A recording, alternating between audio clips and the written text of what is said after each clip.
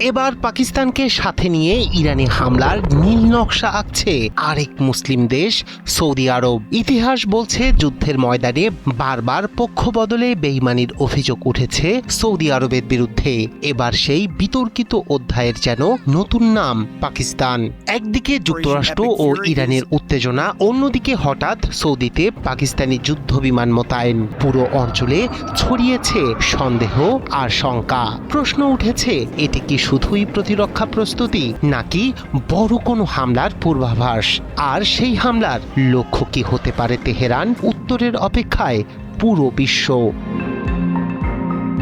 ইসলামাবাদে যখন বৈঠকে বসেছিল ওয়াশিংটন ও তেহরান, ঠিক তখনই সৌদির পূর্বাঞ্চলের সামরিক ঘাঁটিতে নেমেছে পাকিস্তানি যুদ্ধ বিমান। আনুষ্ঠানিকভাবে বলা হচ্ছে এটি দুই দেশের প্রতিরক্ষা সহযোগিতার অংশ, কিন্তু বিশ্লেষকদের মতে এটি শুধুই প্রতিরক্ষামূলক পদক্ষেপ নয়, বরং একটি শক্ত বার্তা, বিশেষ করে ইরানের উদ্দেশ্যে। 2025 সালের সেপ্টেম্বরে পাকিস্তান ও সৌদি আরবের মধ্যে হওয়া প্রতিরক্ষা চুক্তি এখানে বড় ভূমিকা রাখছে। এই চুক্তি অনুযায়ী এক দেশের ওপর হামলা হলে অন্য দেশ সেটিকে নিজেদের ওপর হামলা হিসেবে বিবেচনা করবে। অর্থাৎ সৌদি আরব আক্রান্ত হলে পাকিস্তান সরাসরি জড়িয়ে পড়তে পারে। এই প্রেক্ষাপটে যুদ্ধ বিমান মোতায়েনকে অনেকে দেখছেন আগাম প্রস্তুতি হিসেবে।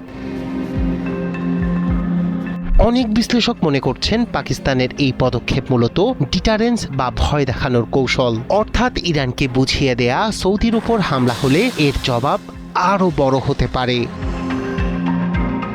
তবে পাকিস্তান একেবারে সরাসরি সংঘাতে জড়াতে চাইছে কিনা তা নিয়ে চলছে ধোঁয়াশা। তারা একদিকে যেমন সৌদির পাশে দাঁড়াচ্ছে, অন্যদিকে তেমনি ইরানের সঙ্গেও যোগাযোগ বজায় রেখে মধ্যস্থতার চেষ্টা করছে। পাকিস্তানের পক্ষ থেকে ইরানকে আশ্বস্ত করা হয়েছে সৌদির মাটি ব্যবহার করে তেহরানে হামলা চালানো হবে না। কিন্তু বাস্তবতা হলো যুদ্ধ পরিস্থিতিতে প্রতিশ্রুতি কতটা টিকে থাকবে তা নিয়ে রয়েছে বড় অনিশ্চয়তা।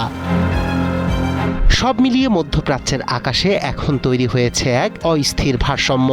যুদ্ধবিমান মোতায়েন কি শুধুই প্রতিরক্ষার বার্তা নাকি ভবিষ্যতের বড় সংঘাতের ইঙ্গিত, তা সময়ই বলবে। তবে একটি বিষয় স্পষ্ট, পরিস্থিতি আরও খারাপ হলে তেহরানের আকাশেও পৌঁছে যেতে পারে এই উত্তেজনার ছায়া। রায়হান কবির, শুভ্র, ৭১।